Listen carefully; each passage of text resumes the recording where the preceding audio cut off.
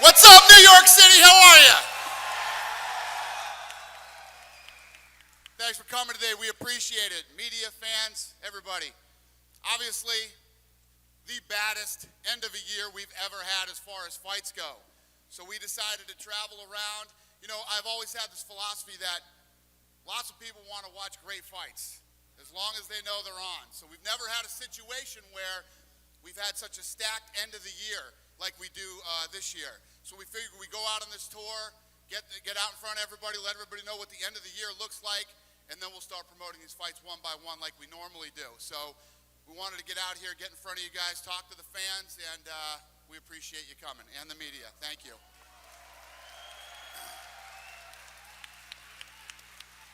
Who has the first question? Just raise your hand, they'll give you a microphone. I mean media, I'll get to you guys later. How you doing, Dana? What's up, buddy? How are you? Hey, my first question for John. John, I've been wanting to ask you this for a while. When you do the stare down, you tend to look away from your opponent. I want to know why, and do you plan to do that with Alexander? You know, it varies every time. First of all, what's up, New York? How you guys doing? Oh, yeah, baby. It's good to be home, having a great camp. But it varies every time. You know, some guys I look in the eyes, some guys I don't.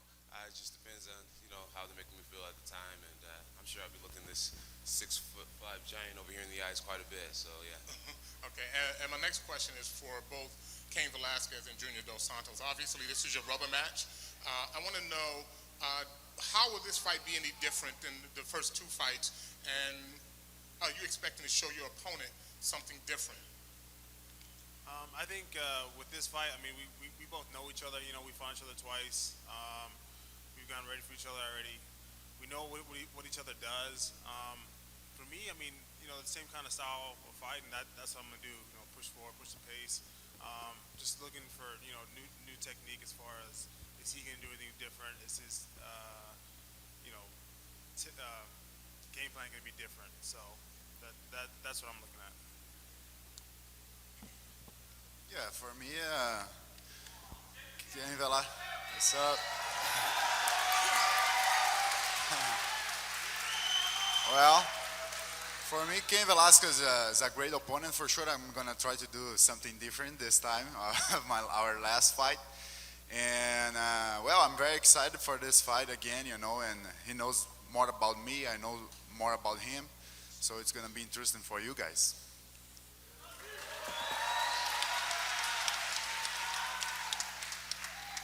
There's a question for Alexander. After your loss to Phil Davis, you started training with him with wrestling. Are you training with him for this training camp as well? Yes, I do. Where are you sitting? I can't see. Where? Oh, cool. Now I see you. My bad. Yeah, I do my camp in Team Alliance with Phil Davis and all the guys there. And who else are you training with as well to kind of mimic the reach and the size of Jones? I got a lot of sparring over there, and we're bringing in guys, you know, and getting my work down. So having a great camp. And this question is for Dana. UFC on Fox 8, the ratings I think were the lowest, tied with UFC on Fox 4. Do you attribute that to the headliner being the flyweights or the schedule? No. Since it's during the summer. No, yeah, it's during the summer, and it's the same. They're saying that it's the lowest ratings ever. It was 2.38 instead of 2.4 that we did the same time last summer. They're right on par with what we did last summer. We're number one on all of television and all of the demos, and all the time, money, and attention are being spent on Fox Sports 1 right now. Nobody was paying attention to. There was no real marketing behind that fight or anything.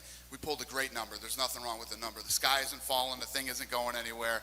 Everything's fine. How much does the NFL influence in terms of when you have cards during the NFL season? Massive. It's huge. Yeah. To have, if you look at, you know, this fight was promoted in baseball. You know, the median age in baseball is 50. You know what I mean? You talk about the NFL, which is where we match up better, and obviously, you know, so many people watch the NFL. When they promote the UFC fights in the NFL, it's huge for us. And I got one more question for Johnny Hendrix. Johnny, are we going to see more of your wrestling in this fight with George St. Pierre? You know what? I really don't know. I hope I don't have to wrestle him.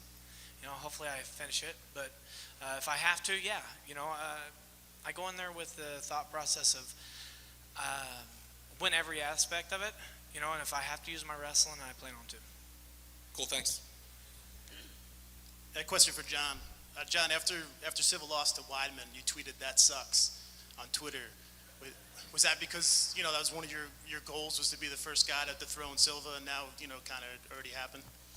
It wasn't necessarily a goal of mine to dethrone Anderson, but the thought of a super fight was like becoming more real, and just him losing, I thought it altered that a little bit. And then just seeing a great champion go down, it's just like, he's a guy that I've looked up to for years, so to see him lose, as a fan, I was just like, wow, it kind of sucked. And George, while we're on super fights, it's been constantly talked about for a long time, you versus Silva. Are you happy now that a little bit of the super fight talk is quelled down a little bit and you can kind of focus on what you've been focusing on? As much as I'm happy for Chris because he's a training partner and a friend of mine, I'm sad for Anderson. It's always sad, like John said, to see a champion fall like that, but it makes you remember that nobody's invincible, and this thing can happen to everyone. Nobody is protected from that, so it gives me the motivation for, and it make me remember that I'm at only one mistake to lose everything, so it keep me sharp, And lastly for Misha, now that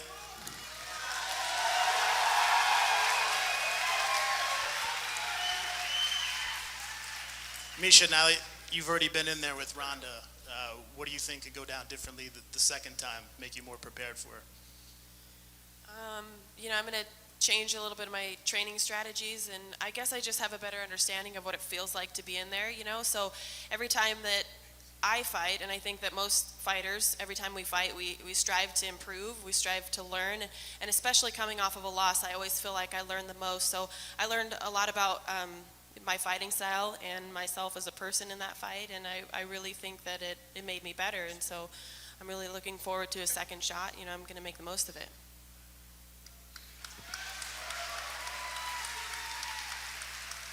Hey, Michael Espy at Sportsnet New York. First of all, welcome to New York City. It's great to have you here. This question is for Dana. I think, the biggest elephant in the room right now really is the fact that in New York, MMA is illegal. So, even though an independent study shows that annually it would bring in $23 million to the state, how do you get around that, and how do you make MMA legal here in this state? Thank you. If I knew the answer to that question, my friend, we'd be having a fight here right now.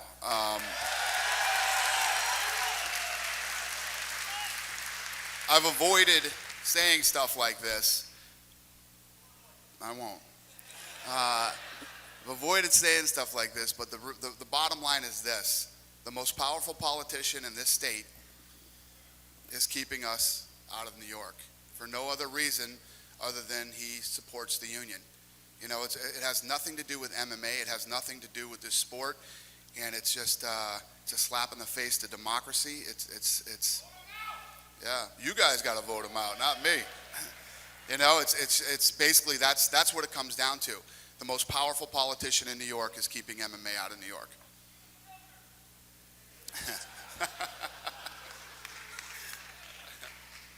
Yeah, John, with Silva losing, is that the end of an era? Is he done? There's a possibility maybe he could resurface again, but has the loss, with his loss, is that the end of it? Who are you asking that to? John. John Jones? Yeah. No, I don't think so. I think Anderson has a lot of fight left in him. If he comes back and looks amazing against Chris Weidman and end up beating Chris Weidman, I think he's right back where he was, really. So, I guess his next fight really shows, where he's going to be in the grand scheme of things.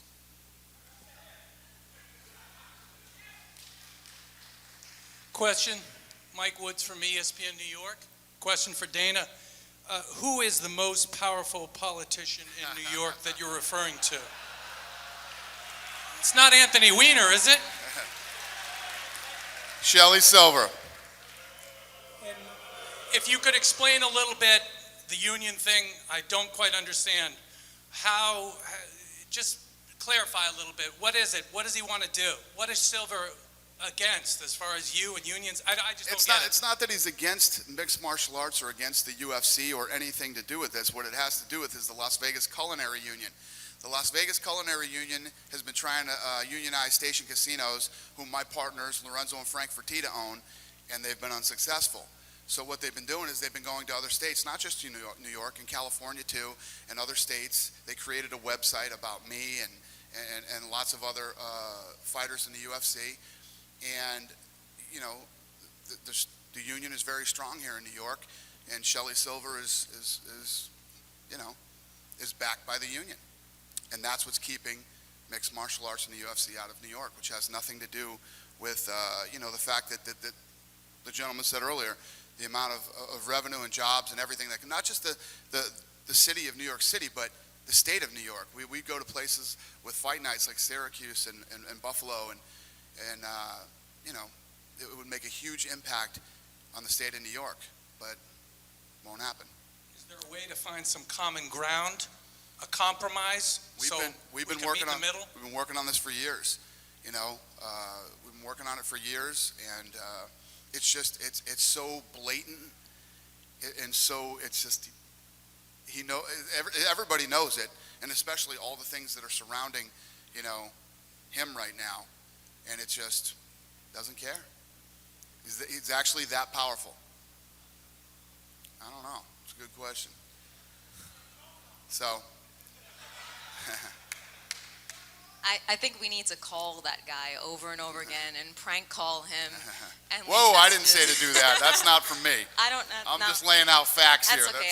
I said it. Hi, everybody. Phoenix Carnivale from EMA. Up there, you guys are the greatest athletes on the planet. I'm not even going to say fighters. I'm saying athletes on the planet. And obviously, athletically, you have what it takes to be champions and contenders. But Dana, my question to you is, what is it that these guys have mentally, because everybody wants to be a fighter, but what does it mentally take for them to be up here doing what they're doing today and, in each and every fight? Yeah, a lot of people don't realize, I was literally just talking about this earlier today. If you look at baseball players or football players or any of these other sports, there's a team. There's a whole team that plays a game together, and they have 100 and something games, or 80 something games, whatever the number is. You lose a couple here and there, and it's all right. We'll win 5 more. In fighting, these guys go out there alone. They go out there by themselves, and they face another competitor who is trained their whole lives to become the best. Mentally, physically, and emotionally, what it takes to be a real fighter, and especially people who can win world titles and hold on to world titles.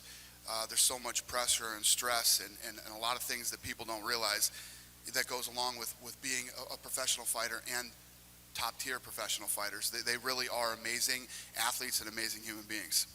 Awesome. Okay, and my next question is for the ladies. Emotionally, what it takes to train, sometimes disliking your opponent and what keeps you motivated in the gym.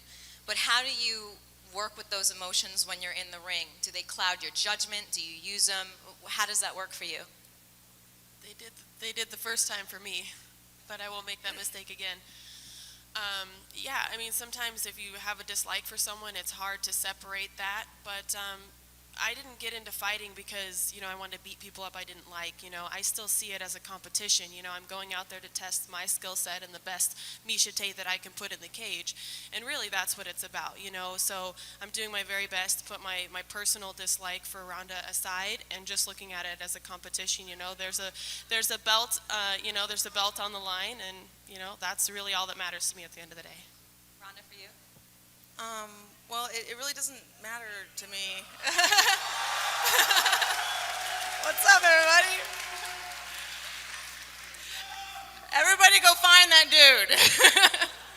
I really fight emotionless when I'm out there. I don't have any opinions about anything. I see everything that's going on, and I see all the options, and I try to narrow them down into a finish. And I don't have any time to really feel one way or another about my opponent. I think what compartmentalizing is what really sets champions apart. And I I've had terrible, crazy days and weeks that lead up into a fight, and you just have to be able to turn that off and just do it. You know, I'm not undefeated because I had the perfect circumstances leading up into every fight. I'm undefeated because regardless of the circumstances, I still win. Awesome. Thank you guys. New York loves you.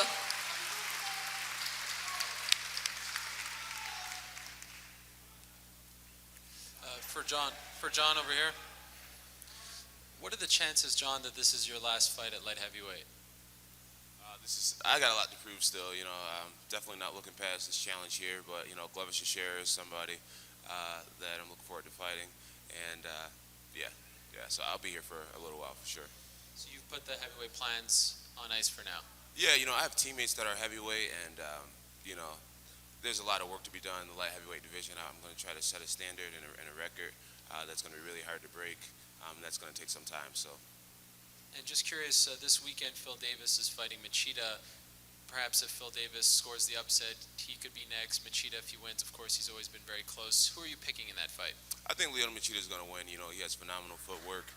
He has, he gets the game. He has pretty decent takedown defense. That straight left that he has is so deceptive and so fast. I don't think Phil's kickboxing level is ready for a challenge like that. Dana, hi. Andrew Rosario, what's the 411 TV? Steroids and PEDs have been the big news recently. What kind of testing do you put your fighters through, and what are some of the circumstances if they come up testing positive? Well, they're tested by the athletic commissions in each state that we go to, you know, which is essentially the government. The government tests these guys for steroids, and if they test positive, the government then comes in and suspends them for a year, fines them. These guys, if these guys get caught taking performance-enhancing drugs, they lose the ability to make a living for a year. So that's pretty hardcore. Hello, this is Alan from MMAsucker.com. This question is for Junior. How is Big Nog doing, and will he be able to train with you for your upcoming fight against Cain Velasquez? Well, he's doing. He's doing. Thanks, guys. Thank you. Well, he's doing very well. I think he's in Rio now, and he got some problems in his arm again. You know, after that fight. But for sure, he's gonna come to Salvador, where I live, to help me with my training for my next fight.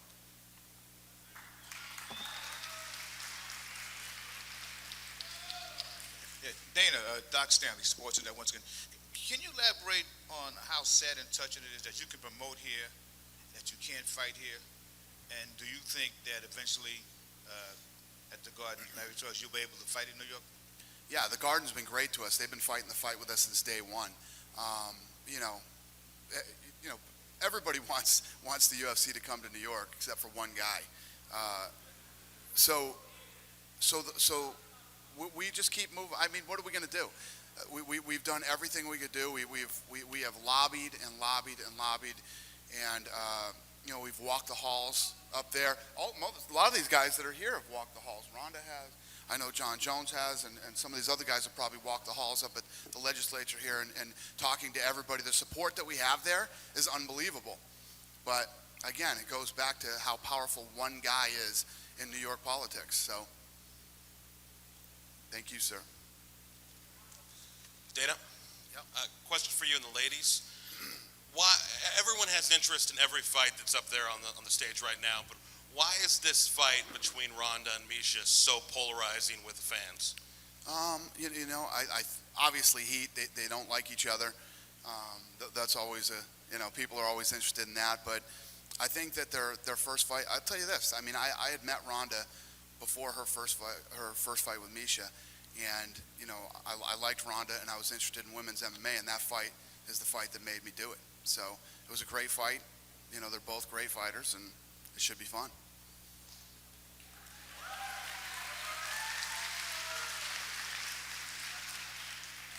I don't remember the question so much. Was it, why is it so polarizing, me and Misha? I think it's a personality thing, mostly. I think we were raised very, very different ways. And I was raised that in order to respect somebody, you're honest and you're upfront with them and you tell them exactly what you think. And her idea of respect seems to be to smile to your face and then do something behind your back or talk behind your back. And so I would rather, I think it would be more respectful for her just to tell me off in my face instead of just to smile in my face and, talk behind my back. I mean, everything that she's ever really said that was insulting about me was never to me, and I think that is classless. So I think that telling someone what you think to their face is the most respectful thing you can do.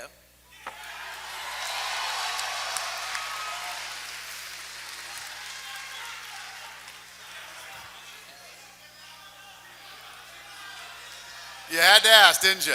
There you go. And now you know. I'm going to kind of stay with Ronda for a I second. bet you are. Oh, yeah. And so, Ronda, first of all, how you doing? You know what? I love that you skipped Misha's response for that, so I already like you. But I know earlier you talked about compartmentalizing your emotions, and this fight's different. And you already have a victory over Misha. How sweet will this victory be for you if you are to accomplish your goal? All of them are equally important to me. I treat every single fight like it's an Olympic final. I was really raised like that through judo with my mom. I would have up to 7 fights in a day. And yeah, the 7th fight of the day would be the final and would be for the gold medal, but you would never get there if it wasn't for the first fight. You have to win the first one and the second one. So you treat all of them like it's a final. And so, yeah, no one's easy until after you beat them, in this case again. And it's just, you have to really treat every single fight like it's the end of the world, because it is. So this fight is going to be just as important, just the same, and it's going to be the most important fight of my life, because the fight in front of me is always the most important fight of my life. George,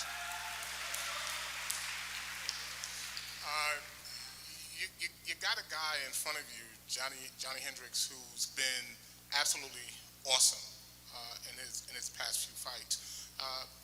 How is he different than anybody else that you face, and what do you do to offset him? Yeah, it's true. Johnny, like really earned the title shot. He's on a roll right now. He's the number one guy, and that's what makes the fight so excited, and that's what makes me so excited. So I want to be the best, and to be the best, I need to be the best. So I'm ready. I'll be ready for the fight. I'm excited,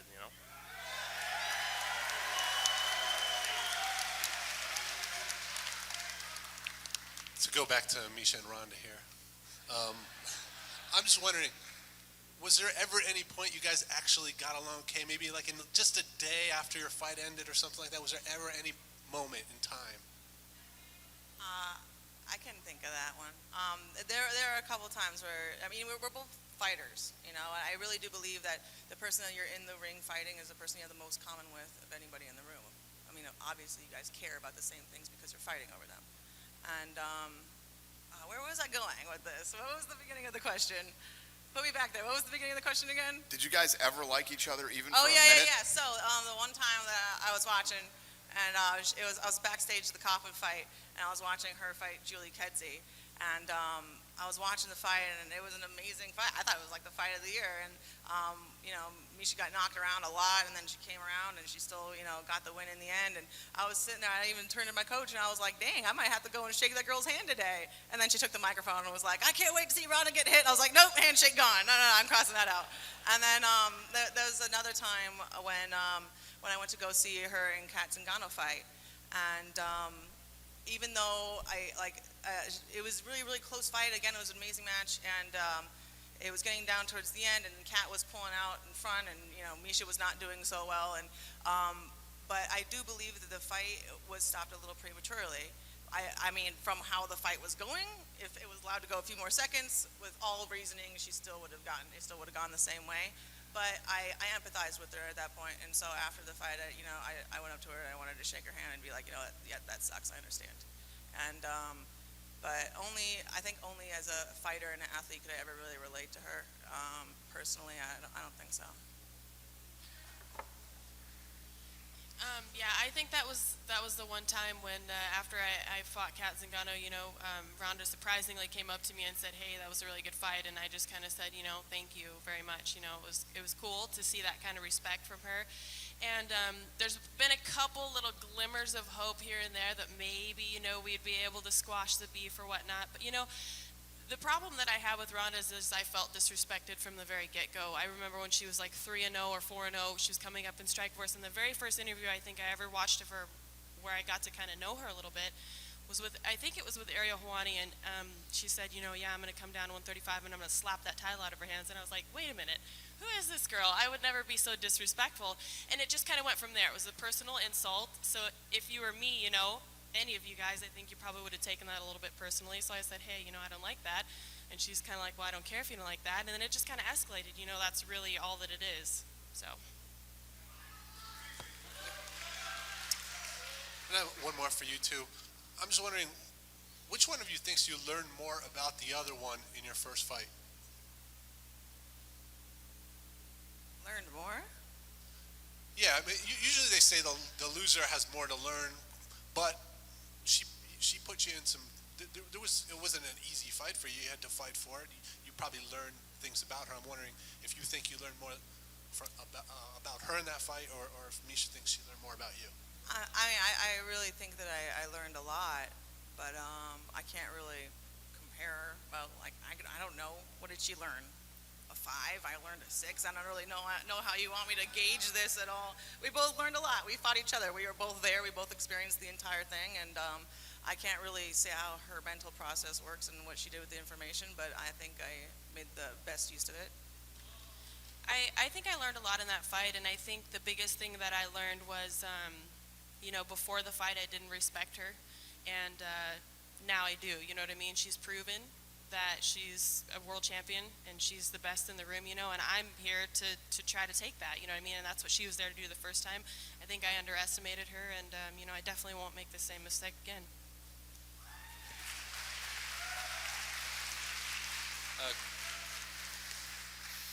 Question for George.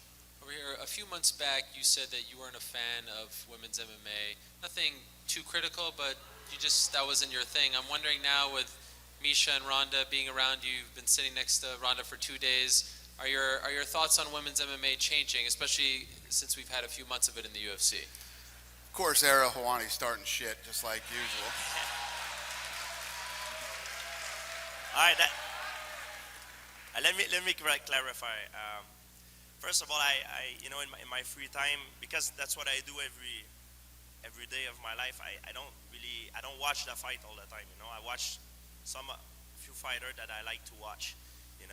If it's not a friend or a guy that I'm gonna fight, and sometimes I don't fight him. I do something else.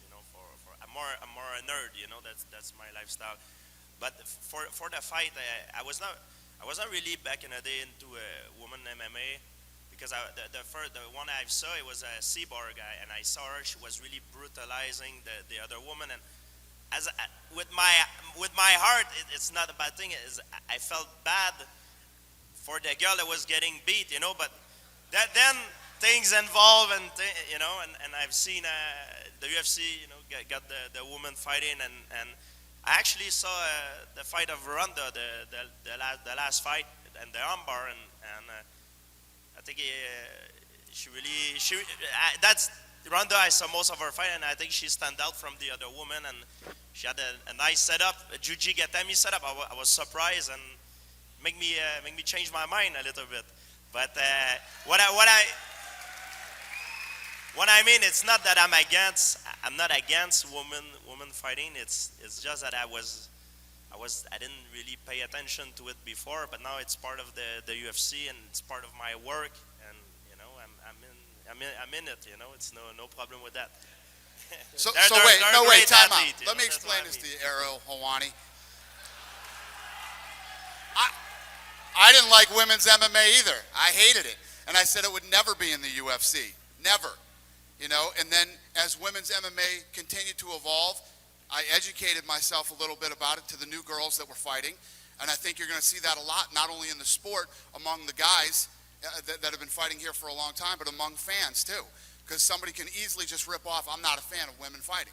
until you educate yourself and you see women fighting and you realize how many talented women there are out there now. So I don't think it's a matter of did George St. Pierre hate women's fighting. George St. Pierre was uneducated on women's fighting, just like I was once. That's one thing. It's not that I'm a macho or a sexist or I've been called names. It's not that. It's just we know that's just how Era wanted to make you look today. We know. Insinuate that. No, you said you weren't a fan. You were sitting over there the whole press conference going, defensive. What kind of a dick comment could I make? I haven't made one yet. I got to get one out there. Hey, somebody he's sitting right next to Ronda all over the place. I'm wondering if this came so up. you figured you'd say that and bring What's it up up, and, be a dick. I was uneducated on the subject, and the fight that I've seen back in the day were very brutal, and it seems to me like it was not equilibrated. It was one girl basically that was going through another girl, and as with maybe it's my heart the way I am. I have two sisters. It hurt me to see one of the girls getting such a very ferocious beating. It seems like it was not a fair fight, and now things has involved, and I saw Ronda last fight. She almost got choked, and then she came back, beautiful armbar. It was a beautiful display of skill, and I'm the first to admit I made a mistake. I was uneducated on the subject when it. We know, George. It's just Ariel Helwani being Ariel Helwani. Let's have a follow-up. Oh, great. So a follow-up. Yeah. And I love the idea of Dana being captain women's MMA a year after not being the biggest fan. It's great. It's great for the sport. Ronda, Thank you. Is this a feather in your cap to hear him say this and to hear Dana say this as well after? Because I know it did kind of bother you when George said it initially, right? I kind of did. I mean, I understood why, and I had a lot of personal evolving to do too. I've always been such an Adam and Diaz fan that I was kind of a little bit biased, I think, against George because they're such good friends of mine, and now that the fight has already happened and everything, he did a great job, and he's a great athlete. And I've always said I've respected him as an athlete and as a businessman. And I also said that the day that George St. Pierre says that he loves MMA, I will say that I'm absolutely enthralled every time that you fight. And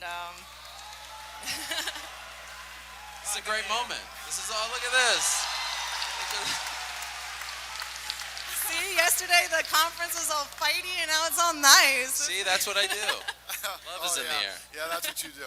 Okay, I'd like to say one more thing about that. I just want you guys and George to know that, especially in the UFC, there are no victims. Any women going out there, we understand exactly what we're getting ourselves into. And so if someone's on the losing end, we're not a victim. We love it. I'm getting kneed in the face by Kat Zingano. I'm like, yes, I love this sport. You know what I mean? We're all a little crazy. Don't just, try not to look at it that way. We love the sport just the same as the men do, winning or losing. That's just part of it. I just have one quick one for Johnny Hendrix. Johnny, for you, who has been trying to get this title shot for a long time and fear that you may never get it, is it surreal when you face off with this guy the last 2 days in a row, when you see him, when you know it's coming, when the date is there? Has it sunk in yet that you're finally going to get this shot? Yeah, it has. You train for a long time. You think you're getting it, but there's always obstacles you got to overcome. And now that it's here, man, I can't wait. November 16th is going to be a wonderful night. I just can't wait. Dana, how's it going? Dana, how's it going, man? I can't see. There you go. Yeah, how you doing? Just want to know, how did you make UFC into the premier MMA destination for fans and fighters alike? How? Yeah, a little bit insight. Well, what do you think? Makes it the premier destination? Well, I think it all started with first of all, it's all about the fights. All about the fights. It's about having the best fighters and the best fights. It's about putting on a good live event. It's about putting on a good television event. There's a lot that goes into it. We keep as you look at this Fox deal now, the Fox deal is taking this thing to a whole nother level, and that's my focus right now. All I'm focused on is this Fox deal and growing it and making it bigger, even though some people think it was doom and gloom the other night. I don't know how you can be number one on all of television and you're in big trouble. I don't know how that works, but that's what we continue to do, is just continue to put out a great product. My thing is, whether you show up at our live event or you stay home that night and you watch it or buy it on TV, I always want you to turn off the TV and say, I'm glad I stayed home tonight and I watched this. You know what I mean? That's at the end of the day, that's what I care about.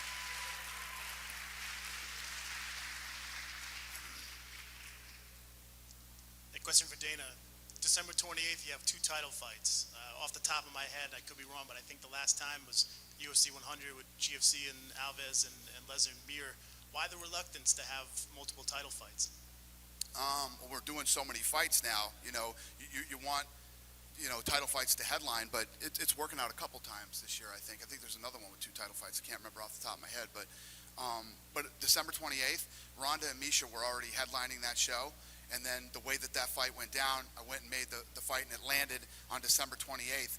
So we said it's the end of a kick-ass year. You know, the best run here from now until the end of the year we've ever had. Let's end it with a bang. Misha and Ronda, co-main event, and Anderson Weidman is the main event.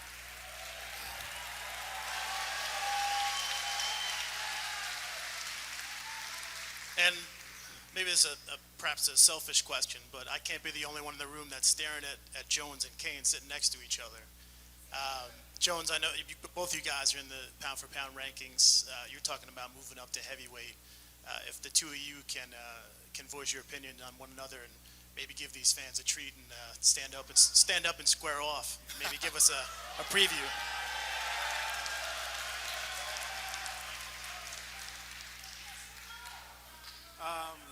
I think it'll be great, you know. John Jones is a great champion. He's amazing at what he does out there. So, I mean, you know, if he does, you know, be champion for a while, then yeah, I mean, I'll definitely, you know, accept the challenge for sure.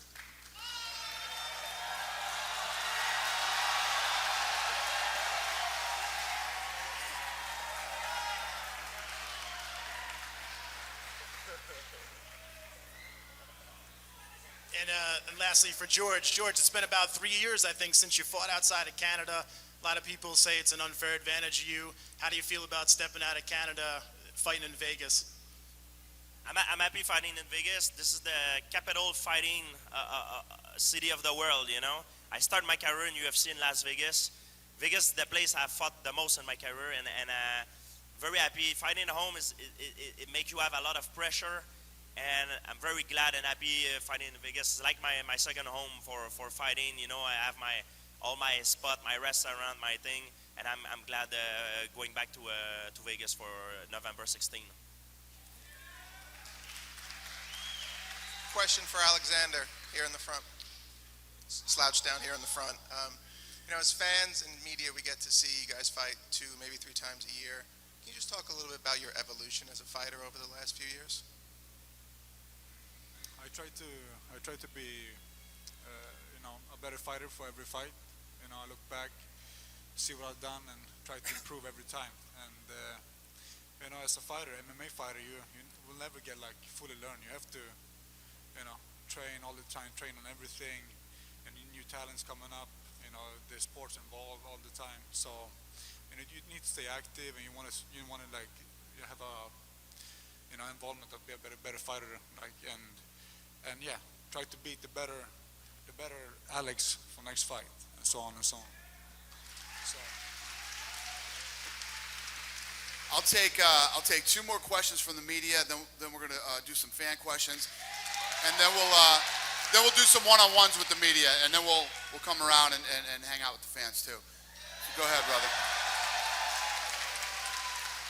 As for John, is it becoming increasingly difficult making that 205 cut? And you and your team at Jackson, do you guys have a timetable set of a potential move to heavyweight? Because you said you wanted to fight Glover Teixeira if you get past Alexander Gustafsson.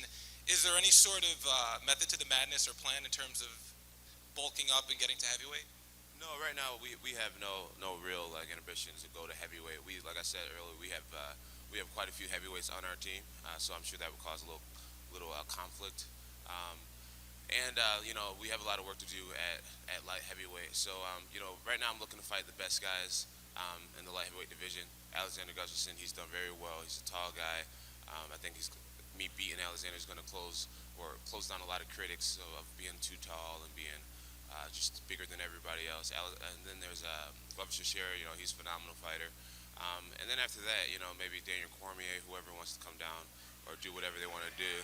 Oh yeah, I owe that guy one. So yeah, there's no real plan. We're just trying to fight the greatest light heavyweights first, and then move on up. And one more for Dana. Ronda, you're going to be in the Expendables, right? That's a done deal. And GSP is going to be in the new Captain America movie. Is that something you welcome and encourage your fighters to get involved in movies in Hollywood? Because obviously from a publicity standpoint, it's great for the UFC, but does it also give you and Joe Silva headaches as far as scheduling and all the stuff they have to do? It depends on how it's done. Obviously, yeah, we have a lot of stuff to do here, but it's a great opportunity for these guys, and I love opportunities for the fighters.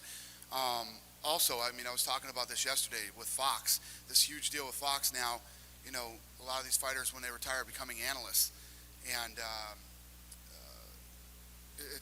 I love the opportunities as long as it doesn't interfere with what we got going on, and their commitments do not.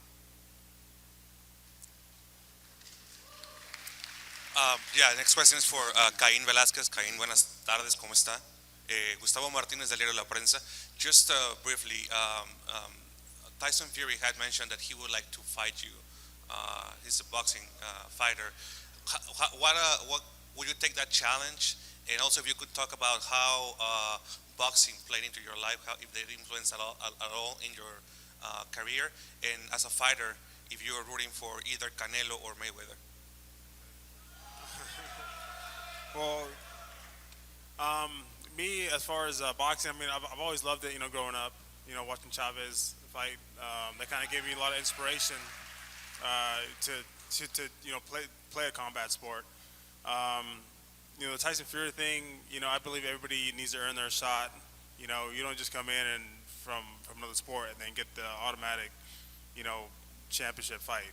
He needs to work his way up, and I think if he comes in and even fights somebody with a no name, he's gonna get beaten up. So, I welcome to challenge him to come in and work his way up. It's not gonna be pretty, but he can do it. And then Canelo for sure. I think I'm going for him. And for real quick, I'd like to jump in on that one, sir. First of all, nobody even knew who the hell this dude was until he started calling out Cain Velasquez, number one. Number two, Cain Velasquez has real guys to fight like Junior Dos Santos and other guys in the heavyweight division. But I'll tell you this, if Cain Velasquez continues on his run and runs through everybody, I would love to see Cain smash that fool, okay?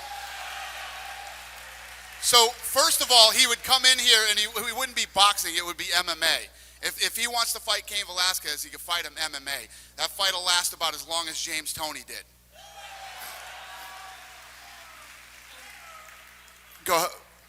Crystal Hart, the Crystal Hart Show, Channel 56, Time Warner Cable.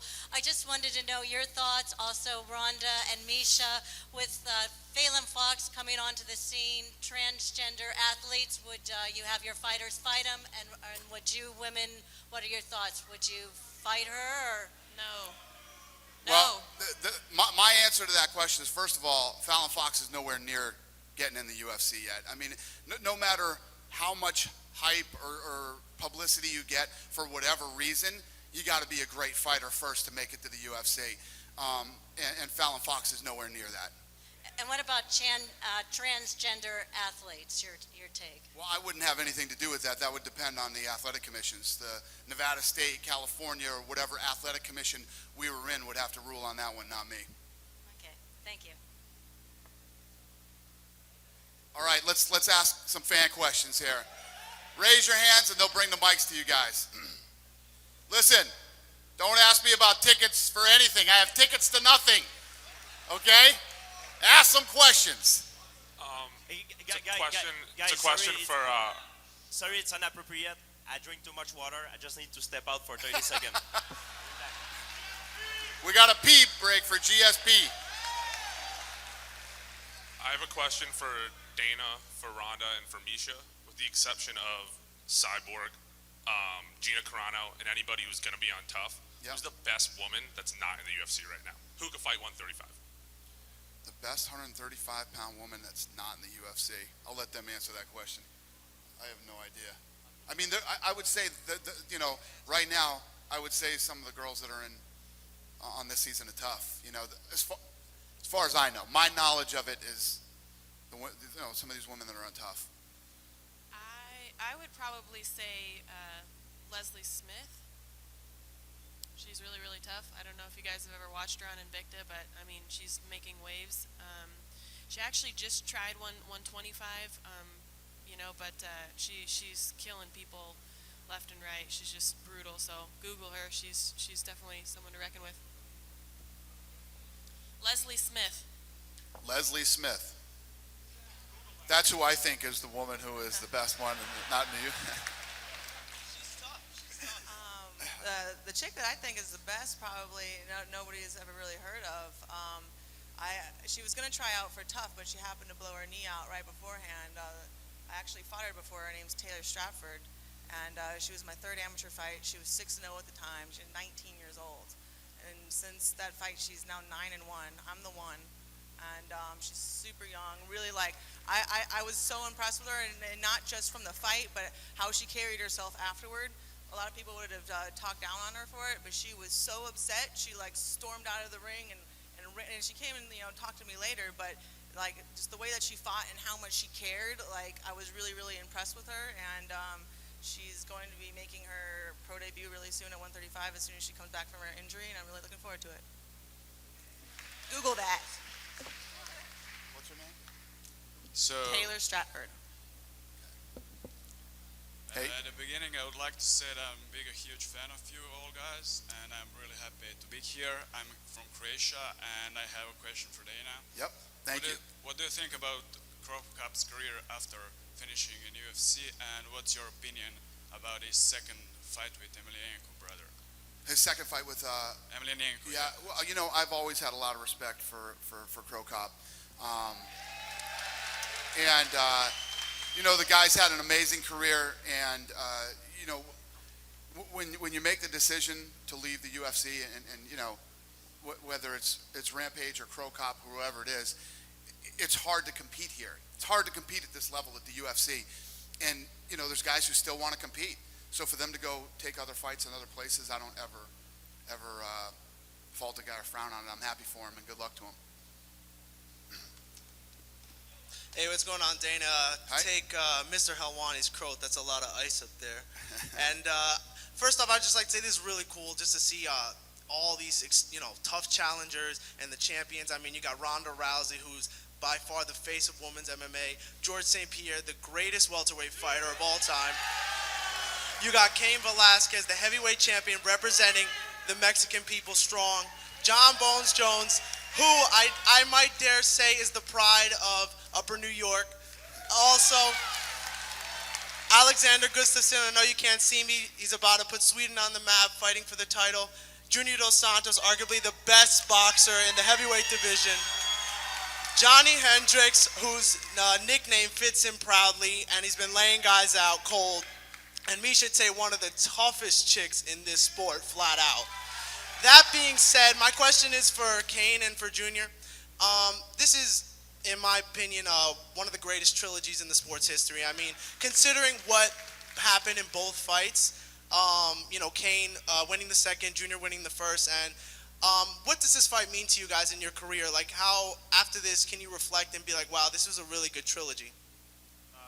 This means everything, to me, especially fighting with somebody like Junior. Watching him come up and seeing, having him be the great champion that he is, his skill level out there. He's definitely the toughest dude out there, man. So this means everything to me. Yeah, for me, Cain Velasquez got the belt now, and I won the belt. So I have to fight for this, and I won this fight. I won this fight because, both the last fights were good. I think so for you guys. So this one is going to be better.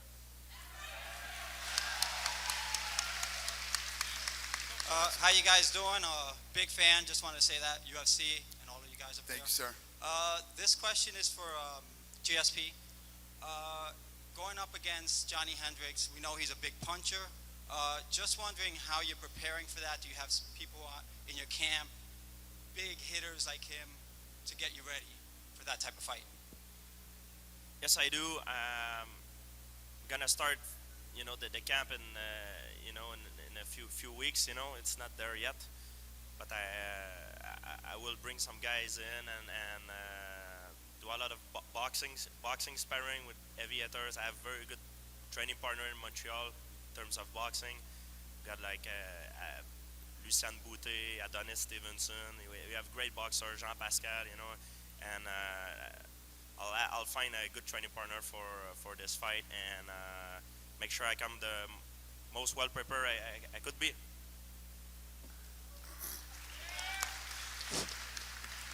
Hey Dana. How you doing, buddy? Good to see you. You too, thank you. When I started watching UFC 7 years ago, I thought it was like the bloodiest sport ever, and now I'm like totally in love with it. Thank you. So I have two questions, one for GSP and one for John Jones. My first question to GSP, ¿Cómo se va? Hendrix has been really talking a lot about how he just needs to touch you and lay you out. And I know that looking at a lot of your fights, your rematches, especially with Matt Serra and also BJ Penn, you came back with a certain conviction and a confidence that you didn't show in the prior fight to those two opponents. Obviously this is New York, so you can say whatever you want to say. How do you feel that Hendrix is not necessarily looking at you as a viable contender, considering all the opponents that you fought prior to him? And without revealing too much, obviously, what is your strategy in taking on Hendrix in this fight? Listen, I've been in a similar situation before. It's not my first rodeo. People want to knock me out. They talk a lot of stuff, and it's fine. If it helps them boost their confidence, it's fine. I'm a very confident man myself. I know what I can do. And Hendrix posed a very unique problem. I never fought a guy like him, but he never fought a guy like me either. So we're gonna. I can say whatever I want, but I will solve the problem November 16. That's when it's gonna go down. But just to say something, I did never say he wasn't a great opponent. He's been a great champion. You know what I'm saying? He's been a great champion. Now it's just time for somebody else, and I believe that's me. You know what I'm saying? And then my next question to John, I think you're amazing, by the way. Your dream fight, obviously, initially it was talk about you fighting Anderson. And then, of course, Anderson losing in such a fashion kind of took away a little bit of that inspiration. Who would be your dream fight if you could make it happen next week? Who would you really think would be someone that could really give you a test of your skills? Stand up. Where you at? Oh, yeah? All right, sit down. No, seriously. Sit down. No, sit down. Is that James Toney? Sit down, James Toney.